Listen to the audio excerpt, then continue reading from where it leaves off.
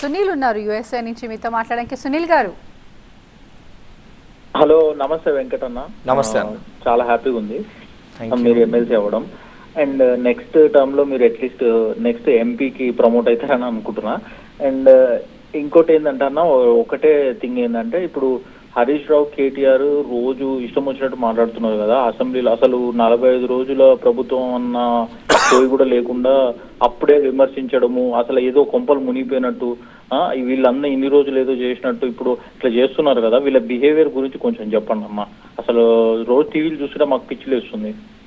అంటే అధికారంలో ఉండి ఏదైతే కనీసం ఒక 60 రోజులు కూడా ప్రతిపక్షంలో ఉండలేకపోతున్నారు. ఇప్పుడు వాస్తవానికి ఓ చిన్న ఎగ్జాంపుల్, ఇప్పుడు మహిళలకు సంబంధించి ఉచిత బస్ ఫెసిలిటీస్ని ప్రొవైడ్ చేయడం జరిగింది. సరే, మాకు స్పష్టత ఉంది, టీఆర్ఎస్ పార్టీకి మహిళల పట్ల చిత్తశుద్ధి లేదని చెప్పి ఎప్పుడైతే వారి మొదటి క్యాబినెట్లో, కేసీఆర్ గారి క్యాబినెట్లో ఒక్క మహిళ కూడా లేకపోతే మాకు అప్పుడే క్లారిటీ ఉంది, వీళ్ళు మహిళలకు సంబంధించి మహిళల కోసం పనిచేది ప్రభుత్వం అని మాకు తెలుసు. కాబట్టి ఈరోజు మళ్ళీ దాన్ని ప్రూవ్ చేసుకుంటారు. అంటే మహిళలకి ఉచిత ట్రాన్స్పోర్ట్ ఫెసిలిటీ ఇస్తే ఎందుకు ఇచ్చారు, క్యాన్సిల్ చేయండి, ఇటువంటిది కరెక్ట్ స్కీమ్ కాదని చెప్పని మా ఆటో సోదరులని రెచ్చగొట్టి బయటికి తీసుకొని వచ్చి ప్రొటెక్ట్ చేయడం కరెక్టా? నిజంగా ఆటో సోదరులను రెచ్చగొట్టేది ఉంటే ఊబర్ వచ్చినప్పుడు, ఓలా వచ్చినప్పుడు ఇదే ఆటో సోదరులు ధర్నా చేశారు. మరి ఆ రోజు కేటీఆర్ గారు కానీ, కేసీఆర్ గారు కానీ ఏ రోజైనా వాళ్ళ పక్షాన పోయి మాట్లాడినరా?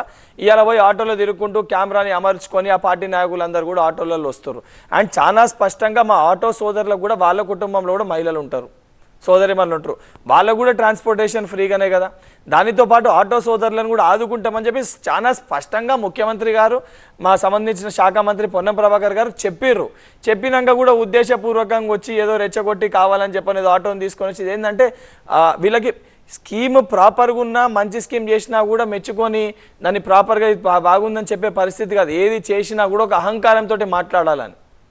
అది కేవలం వీళ్ళిద్దరు కాదు, ఇప్పుడు శాసన మండలిలో కూడా నేను ఒక చిన్న వ్యక్తిగా నేను మండలిలో పోయి ఏదో నేర్చుకున్నామన్న ఉద్దేశంతో పెద్దలందరూ ఉంటారు, చాలా డిసిప్లిన్గా ఉంటుంది అని చెప్పి నేను ఫస్ట్ డే వెళ్ళిన ఫస్ట్ డే రేవంత్ రెడ్డి గారు ఏదో ఏబిఎన్ ఇంటర్వ్యూలో ఏదో మాట్లాడారని చెప్పని కవిత గారు, ఆ పెద్దలందరూ కూడా నల్ల రిబ్బన్స్ వేసుకొని వచ్చి ఆడ పోడియం ముందు స్పీకర్ గారు వెళ్ళమంటుంటే కూడా కూర్చొని ధర్నా చేస్తుండ్రు.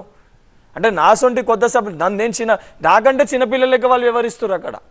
కనీసం నేను వారి స్థానంలో ఉంటే అట్లీస్ట్ ఆ డిగ్నిటీ మెయింటైన్ చేస్తుండే. అంటే వీళ్ళకి ఏందనంటే ఎంతకి మేము ఏది చేసినా నడుస్తుంది అని ఒక అహంకారం. ఒక 10 సంవత్సరాల అధికారంలో ఉండేసరికి ఇది ప్రజాస్వామ్యం కాదు, ఇది రాజరిక పాలన, ఏదో కొన్ని రోజులకు పోయింది మళ్ళీ కదా మా పైన మొత్తం యుద్ధం చేసి మళ్ళీ గుంజుకోగలుగుతామని ఒక వైఖరితోటి వారు ప్రదర్శిస్తున్నారు.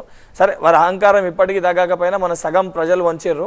ఈ పార్లమెంట్ ఎలక్షన్స్లో ఒకటి కూడా గెలవకుండా ఎలగొడితే అప్పుడు పూర్తి స్థాయిలో కూడా వారి అహంకారం తగ్గిపోయి ఇటువంటి మాటలు అప్పుడన్నా మాట్లాడటం ఆపుతారేమో. రైట్.